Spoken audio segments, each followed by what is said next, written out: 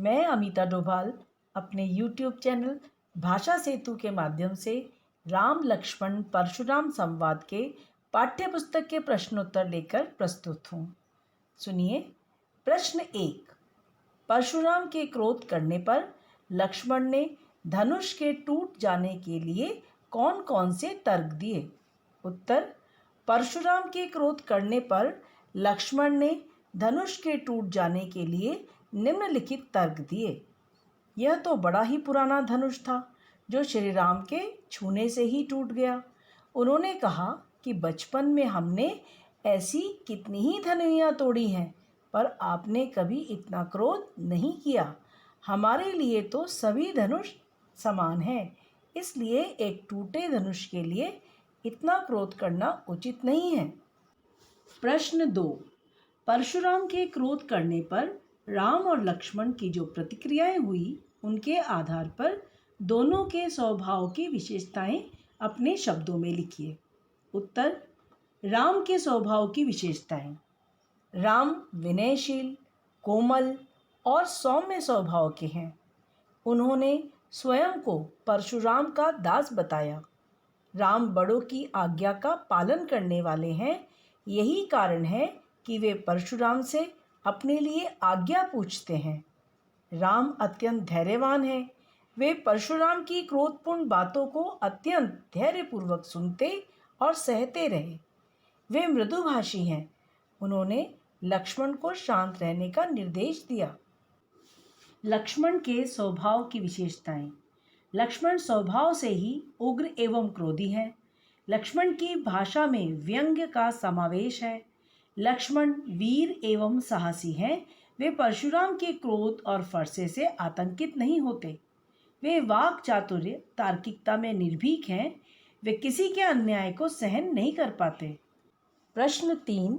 लक्ष्मण और परशुराम के संवाद का जो अंश आपको सबसे अच्छा लगा, उसे अपने शब्दों में संवाद शैली में लिखिए। उत्तर। हमें इस संवाद का जो अंश सबसे अच्छा लगा, वह संवाद शैली में प्रस्तुत है। लक्ष्मण।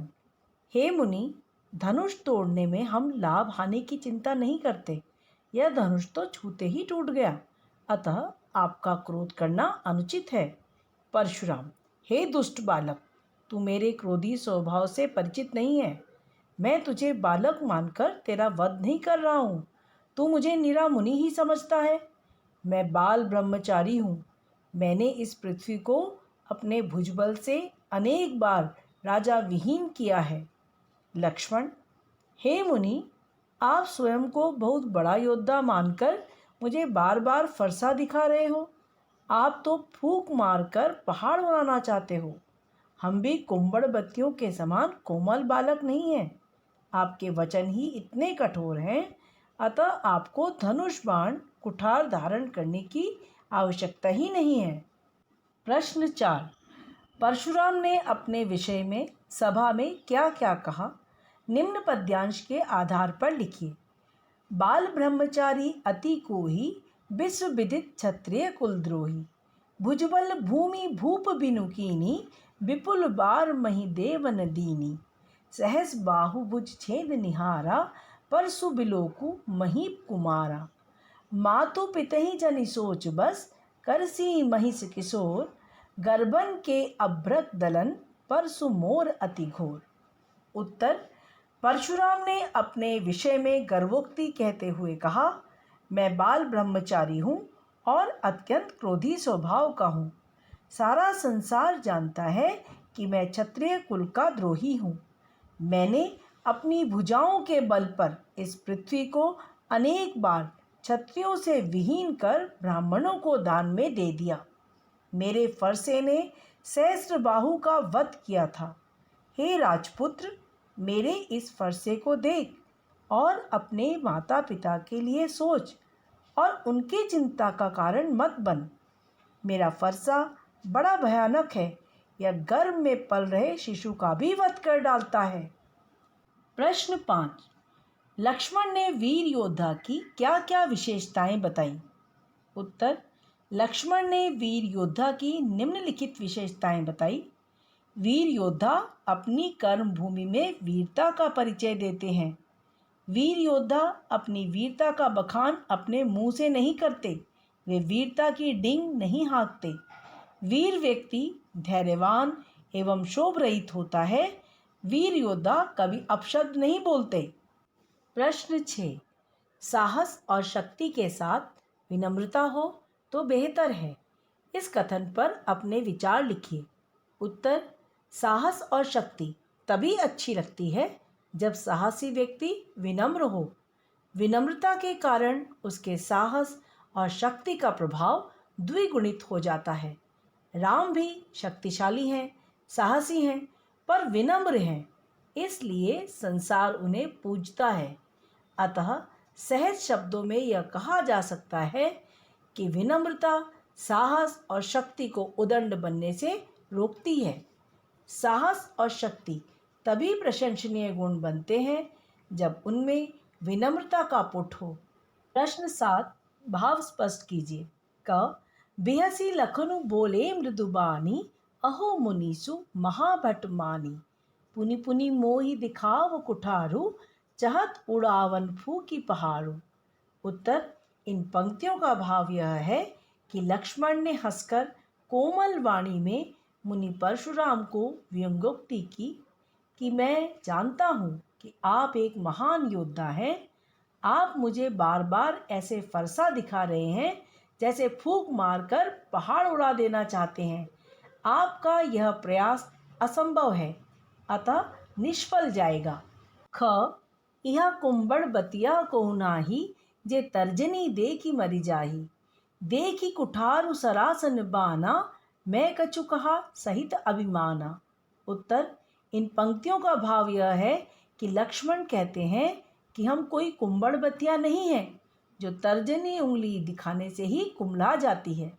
मैंने फरसे और धनुष बाण को भली प्रकार देख परख कर ही कोई बात कही है। मैंने तो कोई भी बात ऐसी नहीं कही जिसमें अभिमान दिखता हो। इस चौपाई में लक्ष्मण ने कटाक्ष करते हुए परशुराम को यह बताने की कोशिश की है कि वे लक्ष्मण को कमजोर समझने की गलती न करें। ग गादि सुनु कै हृदय हंसी, मुनि हरियरे सूझ। अयमय खान न ऊख में, अजहु न बूझ अबूझ। उत्तर: ऐसा सुनकर विश्वामित्र मन ही मन हंसे और सोच रहे थे कि मुनिवर को सब कुछ मजाक लगता है। परशुराम को सब कुछ हरा हरा ही दिखाई देता है, अर्थात स्वयं के बारे में बड़ी भ्रांति है। यह बालक फौलाद का बना हुआ और ये किसी अबोध की तरह इसे गन्ने का बना हुआ समझ रहे हैं। विश्वामित्र को परशुराम की अनभिज्ञता पर तरस आ रहा है। परशुराम को शायद राम और लक्ष्मण की शक्ति के बारे में तनिक भी एहसास नहीं है। वे इन्हें साधारण क्षत्रिय बालक समझने की भूल कर रहे हैं। प्रश्न 8। पाठ के आधार पर तुलसी के भाषा सौंदर्य पर 10 पंक्तियां लिखिए। उत्तर: तुलसीदास भक्ति काल की सगुण भक्ति शाखा के सुप्रसिद्ध संत कवि हुए हैं।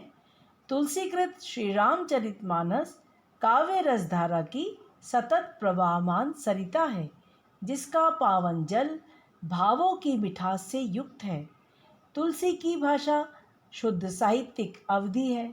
दोहा चौपाई छंदों में इसकी रचना हुई है।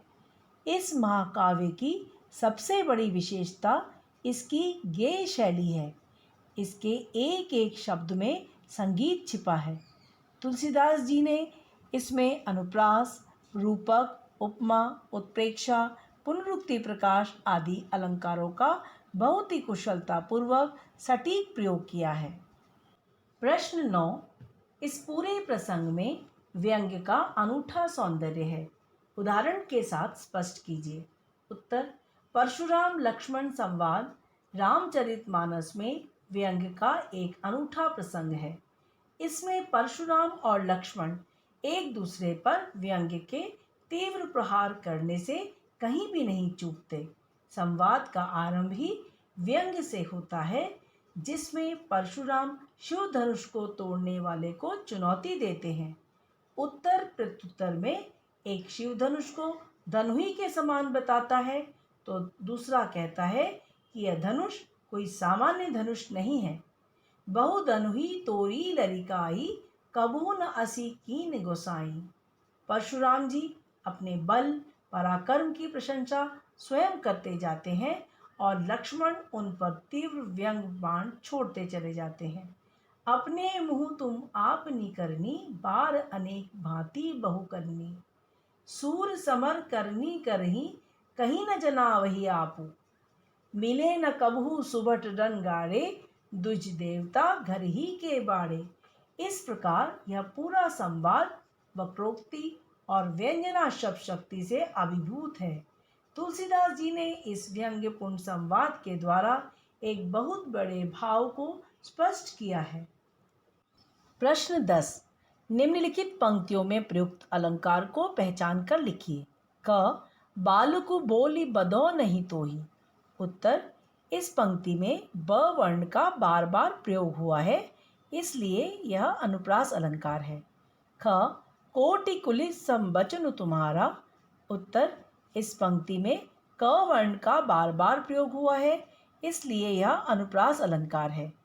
परशुराम के वचनों की वज्र से तुलना की गई है, इसलिए यहाँ पर उपमा अलंकार है। ग, तुम तो कालु हाक जनुलावा, बार बार मोहि लागी बुलावा। उत्तर, कालु हाक जनुलावा में उत्प्रेक्षा अलंकार का प्रयोग हुआ है, बार बार में पुनरुक्ति प्रकाश अलंकार का प्रयोग हुआ है। घ, लखन उत्तर आहुति सरिस, भृगुपर कोप कृसानु, बढ़त दे की जल सम वचन, बोले रघुकुल भानु। उत्तर, आहुति सरिस और जल सम में उपमा अलंकार का प्रयोग हुआ है, रघुकुल भानु में रूपक अलंकार का प्रयोग हुआ है। फिर मिलते हैं नए पाठ के साथ अगली वीडियो में।